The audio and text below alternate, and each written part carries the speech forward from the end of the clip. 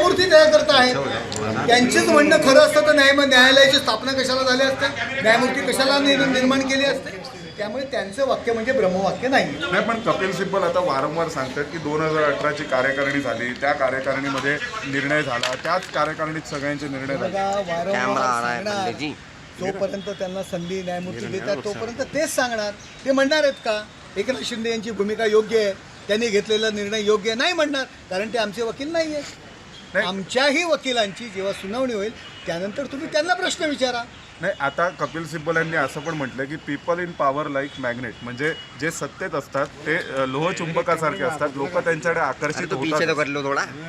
आता एकीकडे दोन्ही पद्धतीची वाक्य ते करतात. या लोकशाहीमध्ये ज्यांच्या मागे लोक, ज्यांच्या मागे जनाधार, तोच पक्ष सत्तेवर असतो.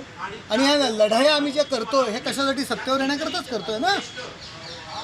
जर सत्तेवरती येण्याकरता राजकीय पक्षांची निर्मिती कशासाठी झाली, मग NGO स्थापन केले असते ना.